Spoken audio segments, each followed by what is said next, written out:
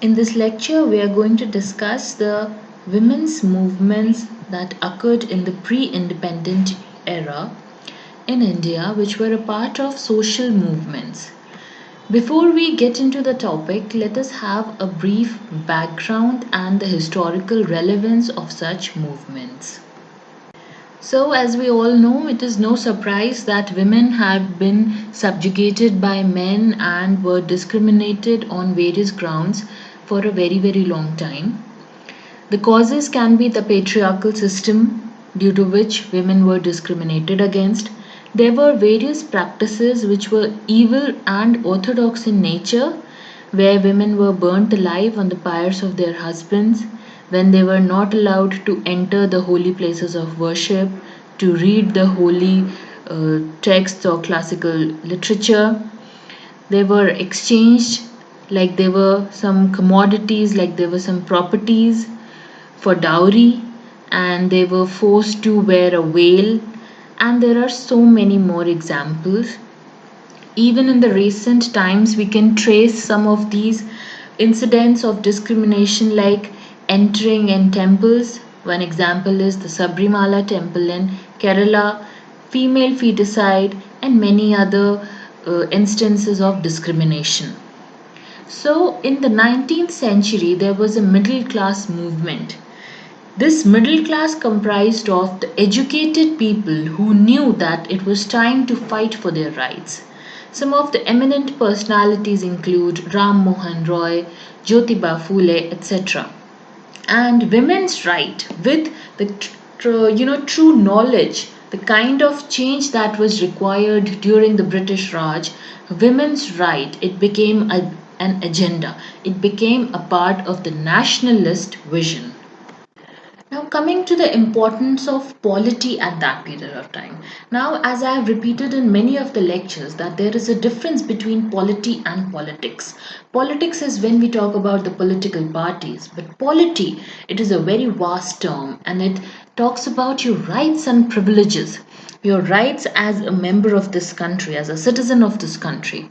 So, in 1931, the Karachi session took place, which included women's equality as a part of fundamental rights. So, this kind of equality, this kind of change in the polity of the country, it introduces us to our rights. It tells us how important it is to understand and know our rights and also to practice them. In 1970s, the practices of sati, child marriage, dowry murder, etc., they were very prevalent. That means they used to happen very often. Some of these practices still happen today, but they have decreased in number. So how did this reduction happen? It happened because of the change in polity, the change in laws of the system, laws and the rights. People started understanding their rights as the member of the country, and the laws subsequently changed with the passage of time, and therefore there is a change, there is a big contrast in the status of women today as compared to the pre-independent India. Now, how did these women's movements they emerged? So we know that there were a lot of evil practices which were prevalent, and they had to be reduced. So in the British Raj during that period of time, there were many ideas and also the ideals of society. Ideas, for example, women wanted to participate in the social movements. They wanted to be a part of the nationalist movements that were there in the society.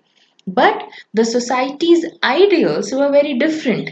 They believed that women should be in parda. They should not be educated. They should not step out of a big clash of conflict of ideas. There were many movements like the Brahmo Samaj, which worked for the education of movement. Many personalities like Raja Ram Mohan Rai, Kesab Chandra, Sayyab Ahmad Khan, and institutions like Prarthana Samaj, All India Women's Council Conference, Muslim Women's Conference. What did they do? They worked for the benefit of women. They worked to improve the status of women. Therefore, there were a lot of reforms when we talked about widows, because widows used to go through a lot of sufferings. They had a very poor condition, very poor situation in the society. So widow reforms were made, widow remarriages, this kind of institutions were introduced, abolition of sati, abolition of child marriage, and improvement in women education so that they could create their own identity. These kinds of changes started taking place. All of this contribute to the first phase of women's movement. Now coming to the second phase, once you get the push, you understand and you get aware of what you are capable of doing, and you understand your potential. And this is what happened. Gradually, when women started educating themselves, when they started uh, getting a place in the society, they started to organize themselves. And this women's movement, it gained a pan India agenda. For example, it wasn't now based on regions only, but it began something on a very big scale, and it included people from various regions, and women leaders started emerging during the national movements. The status of women, their upliftment, was linked to the idea of Swaraj, that is, rule of self. So they also implied the same thing on themselves, that women should also rule themselves. They should create their own rules, their own laws, and they should work according to how they want to be. The majority of the participation in this kind of movements was by educated and urban middle class women. Now, coming to one of the biggest problems at that time, one of the prevalent issues on a very big scale was the lack of political participation of women. Because women leaders were coming out, but it was on a very small scale. So something big needed to be done. So political representation, and for the sake of political participation also, the Congress session of 1917, where the president was Annie Besant, that was something huge. That was something memorable at that time. At that time, and they worked for suffrage for women, that is universal suffrage, that women should also get access to voting, their rights to voting. So in the year 1920, voting rights were given to women in the local elections, and the first place where it happened was Travancore. The second problem was there were many personal laws that needed to be reformed. So, when we talked about civil laws, the judiciary and the polity were working for them. But what about the personal laws where women were suffering in the personal hemisphere? So, the Sharda Act was um implemented, which raised the age of marriage, because child marriage was really prevalent, and because of this act child marriages were up to a certain level, they were taken care of, they were checked. The Hindu law code bills was initiated in the 1950, talked about property rights to women, which was another important point because women were denied the rights to property. There were many social evils which were banned, and educating women was a primary agenda of the leaders then.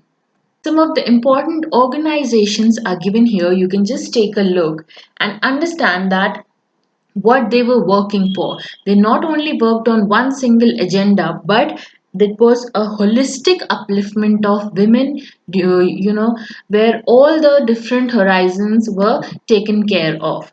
Some slogans like "हम भारत की नारी हैं, फूल नहीं चिंगारी हैं," "We the women of India are not flowers but fiery sparks," such kind of slogans were initiated, and it was a very big level movement which were taking place in different regions. But these movements were criticized. Why? Because the focus was on the issues of privileged class women. Because you know how the women that belong to lower classes who are living in faraway remote villages, they could barely speak up at that moment of time, and the urban middle class educated women, they could speak up, and only those issues were taken care of. So the lower caste women, their needs were ignored. So the impact of this kind of movement was questioned because the educated women from the middle class, they comprised of a very small number, and according to the population at that time, Mostly the women were from uneducated background. So was the impact really there? This kind of impact was questioned. And if there was an impact, if the movement was on such a large scale, why do so many social evils and practices still exist today, like the Sabrimala temple incident that we just discussed? Coming to the conclusion, we can say that it did not make a very big impact as compared to the social movements where women were involved in the post independence period, but still it was something that made women aware of their roles and rights. They got to know about their civic rights, and there was a pan India mobilization of women. The pre independence movements were about social reforms, and they were mainly initiated by men because until that period of time, women did not know about how to organize themselves perfectly in a class. Let us discuss some questions. What was one of the strategies of Mahatma Gandhi behind using charkha? So the answer will be A. Women could participate even from their homes in the movements by using charkha. So you know that 1917 was the time when Mahatma Gandhi came into action and he started doing all these movements, and he wanted participation from both men and women. So this was one of his strategies to initiate women's participation. Question number 2. Whose efforts led to Widow Remarriage Act of 1856? The answer is Ishwar Chandra Vidyasagar, who made sure that legal safeguards were given to women, provided to women against loss of various forms of inheritance for remarrying a Hindu widow. So he talked about how widow remarriage was the need of the hour and how it was very important that she could also inherit something after ending one marriage and getting into another remarriage. I hope you got the lecture. Thank you for watching.